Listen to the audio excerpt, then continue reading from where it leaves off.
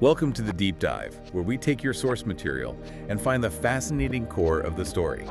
Today we're diving into a topic that often gets simplified to the point of being pretty useless. Yeah. Female sexual desire.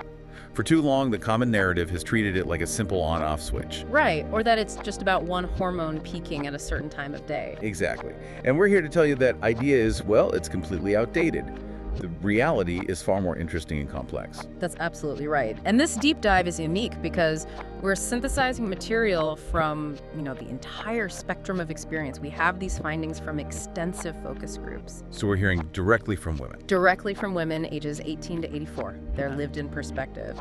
And we have that alongside hard data from lab studies measuring, physiological changes, hormones, cognitive load. So our mission today is to bring all of this together under what science calls the biopsychosocial model of female sexuality. Which just means we're not only looking at biology, we're looking at how the body, the mind, and your environment all interact. And we have some genuinely surprising things coming up. We're going to break down this idea of desynchrony.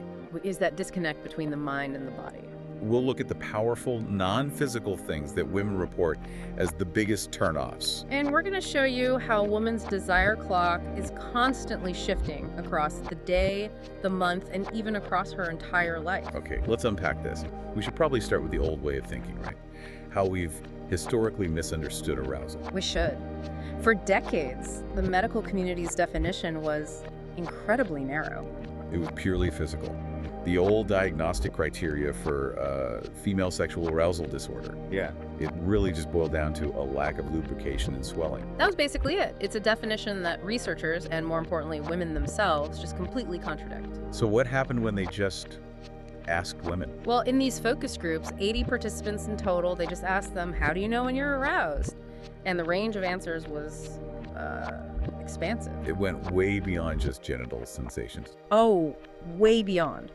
Women talked about cognitive and emotional cues, like a feeling of anticipation or this kind of nervous energy, a heightened sense of awareness. And the physical signs were all over the place, too. Exactly. Everything from a faster heart rate to butterflies in the stomach, muscle tightness in the legs, nipple hardening. Even behavioral things like just wanting to touch their partner or, moaning. Right. But here's the key nugget from all of this, and it really reframes the whole experience. Okay. When they were asked if lubrication or wetness was the direct counterpart to a male erection, If they said no. a resounding no, they explained that arousal and lubrication don't always kick off at the same time. For many, lubrication is a later sign of arousal, not the first one. So you can feel totally turned on in your head long before your body has physically caught up. Precisely. And that brings us to this core concept we have to understand, desynchrony. Right. So female sexual arousal has two different parts. There's genital arousal, that's the physical stuff, the blood flow, what we can actually measure. And then there's subjective arousal. Which is the mental part, the excitement, the conscious feeling of being turned on.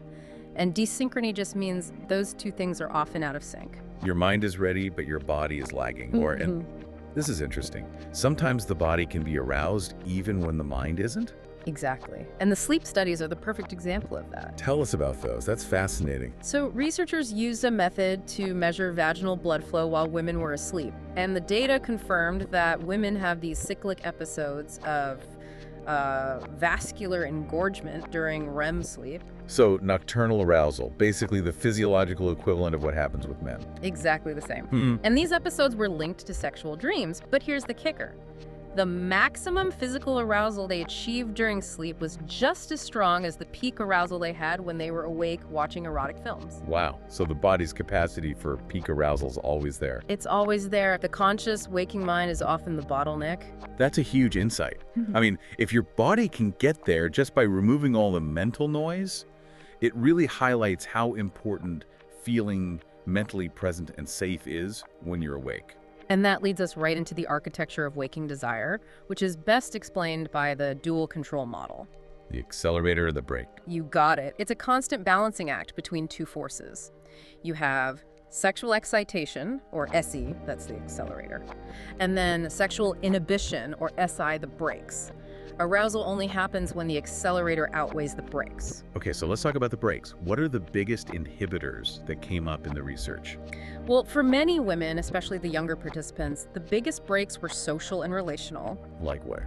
The strongest one was linked to the cultural double standard, this fear of being judged. The fear of being labeled a slut if you show too much desire, or frigid if you don't show enough. Exactly. It's an impossible bind.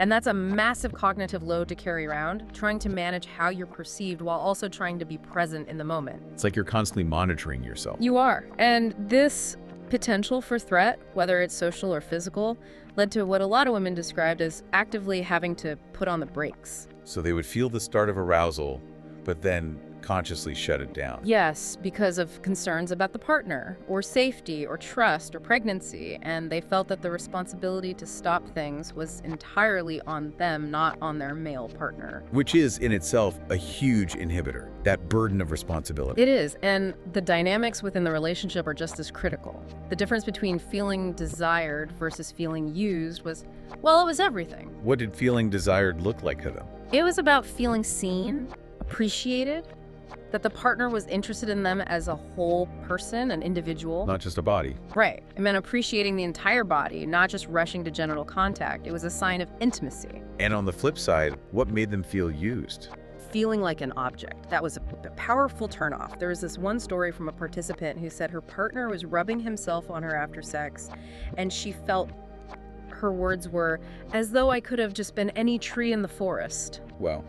That's the emotional connection just vanished. And that slams the inhibitory brakes on hard. Even the style of initiation was a huge factor. So how a partner approaches them. Being too polite, like literally asking, may I have sex, Yeah. was seen as clumsy and killed the mood. Right. It's not a business transaction. Or making genital contact too fast, or, and this was a big one, the whole thing ending really quickly because the partner ejaculated without making her pleasure a priority.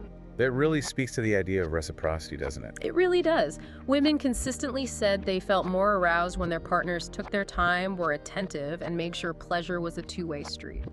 That sense that her pleasure mattered just as much, that was a huge accelerator. Okay, so if relational issues are a major break, let's talk about the biggest internal one we all deal with. Stress. Right. And it's not the huge catastrophic life events that are the biggest problem for sexual difficulties. It's the little things. It's the chronic daily hassles, the deadlines, the traffic, the financial worries, that endless to-do list. They just accumulate. And the lab studies on this are incredible because they really show that mind-body desynchrony in action. They really do.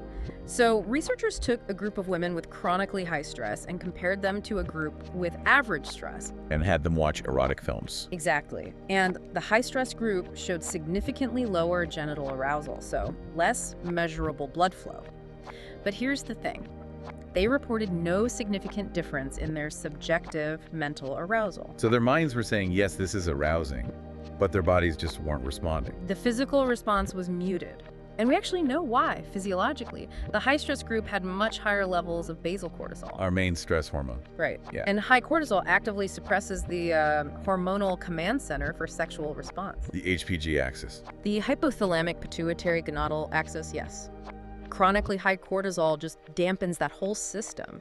So you'd think, logically, that the high stress or the high cortisol would be the direct cause of the problem. But there's a twist.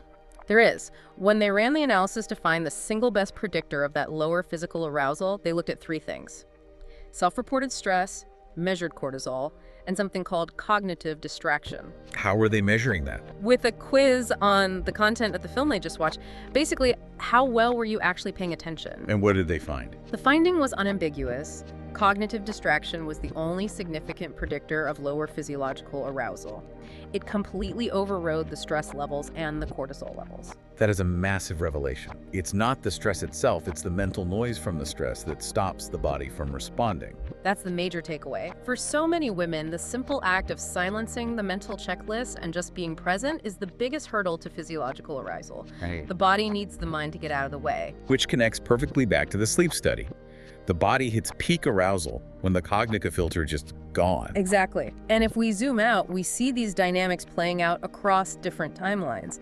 Let's start with the daily clock. Okay, so we know men's testosterone peaks in the morning, right? So that's why they often report peak arousal around what, 7:54 a.m. or something like that? Something like that, yes. But survey data shows women often prefer sex much later, around 11:21 p.m.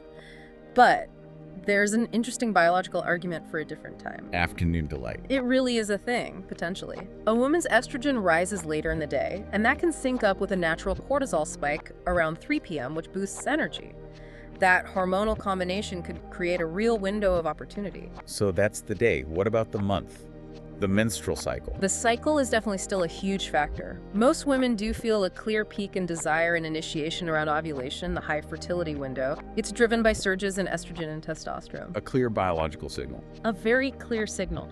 But even that isn't universal, and it connects to this fascinating idea called life history strategies. Okay, what does that mean? Well, researchers found desire patterns can split based on sort of broader life goals.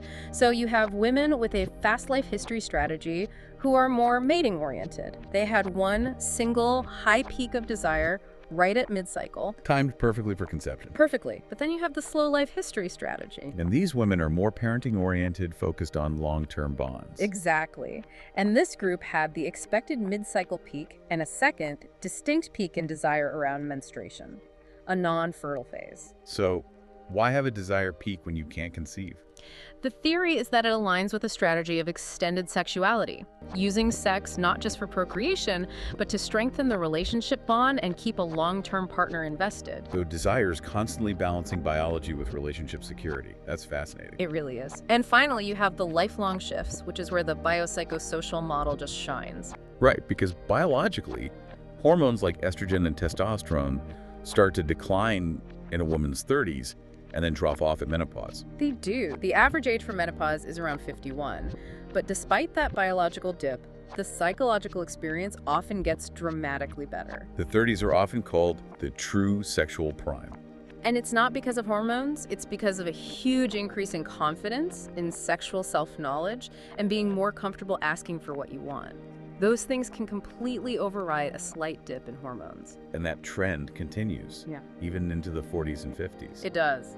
So many women report feeling sexier than ever after menopause. The fear of pregnancy is gone, self-confidence is often at a lifetime high, and there's a real shift toward prioritizing their own pleasure. So the sexual peak is much more about self-knowledge and lower inhibition than it is about pure biology. Absolutely. So we bring this all together for you, the listener. What this all means is that the best time for a woman to be aroused isn't about a specific time on the clock or one single hormone. Not at all. It's achieved when she finds a context that is safe, emotionally connected, and that minimizes those powerful inhibitors, allowing for complete mental presence. The path to heightened arousal, then, is fundamentally psychological and relational. That's right. If you're looking to improve your sexual experience, the focus really needs to be on managing that cognitive load, that internal distraction, and on ensuring you feel safe, accepted, and that there's reciprocity in the relationship. Given that studies show women experience maximum physiological arousal in their sleep, a state of total release from cognitive distraction and inhibition, this raises an important question for you to mull over. What would your waking sexual health look like if you deliberately treated your sexual encounters with the same level of priority and mental stillness you automatically grant your REM cycle?